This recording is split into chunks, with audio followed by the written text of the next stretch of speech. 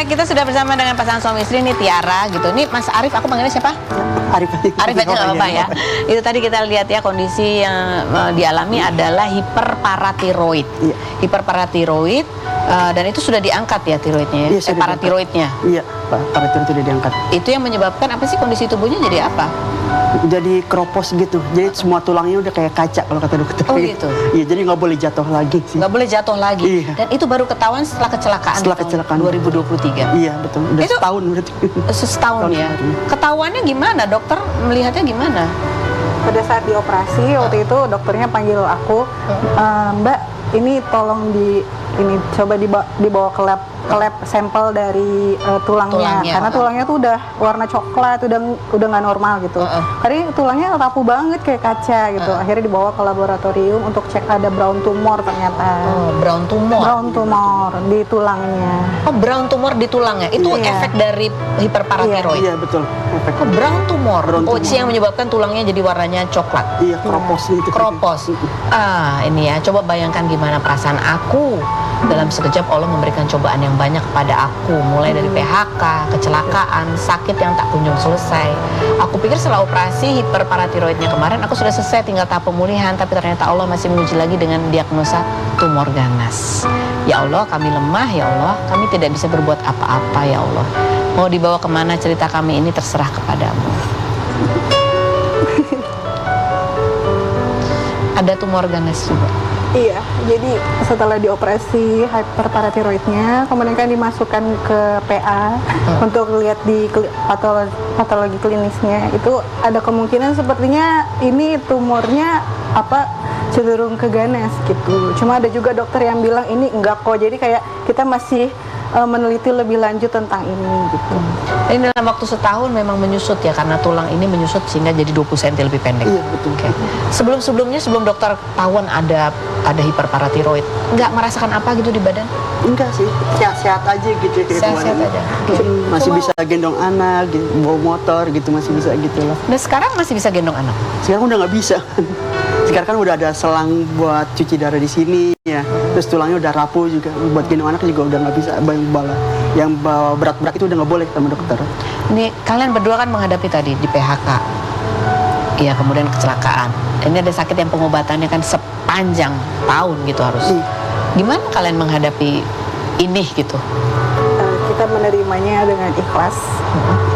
Dan kita percaya bahwa setiap ujian itu pasti datang dengan kemudahan-kemudahan yang ada gitu. Jadi kita pikirkan di PHK nggak punya pemasukan, dari mana kita dapat uang untuk pengobatan gitu. Tapi ternyata tuh Allah kasih kayak jalan. Pada saat Abi kecelakaan itu banyak teman-teman yang datang, ada teman SD, SMP, kuliah semua datang ke kita, kasih dukungan, support, donasi juga untuk anak-anak kita gitu. Jadi kayak setiap kesulitan ini ada kemudahan. Jadi kita menghadapinya ya udah ikhlas, terserah Allah aja mau dibawa ini kemana gitu. Ini kita lihat postingannya juga dari Tiara ya, nggak lihat? Kamu mengatakan yang orang pikir kami beruntung yang orang pikir kamu beruntung memiliki aku gitu. Padahal kamu bilang ini bahwa istri cerminan suami. Dari sekian komentar dalam postingan tentang penyakit Abi, aku menemukan kata-kata yang bagus. Pasti suaminya orang yang hebat dalam mendidik istrinya, dan wajahnya suaminya seperti tidak pernah marah dan membentak istrinya. Pasti suaminya penyayang sampai istrinya tetap setia menemani gitu ya. Banyak yang bilang beruntung Mas Arif punya istri yang mendampingi, tapi kamu bilang kamu yang beruntung memiliki Mas Arif sebagai suami. Iya, benar banget. Karena dari awal nikah selama 7 tahun ini satu kali pun nggak pernah marah. Ya kan, kalau misalnya dia nggak setuju, dia dengan kata-kata yang lembut, kasih taunya tuh dengan yang baik gitu.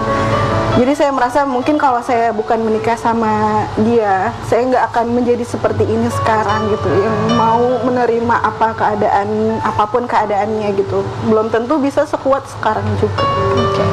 Ya kalau kita lihat Mas Arif kan ini yang mengalami sakit gitu, badan yang kadang-kadang ngerasa nggak enak ya, tapi kan kamu tetap tersenyum gitu. Apa sih yang menguatkan kamu, apa Mas Arif? Yang menguatkan aku sebenarnya sih anak-anak sih sebenarnya.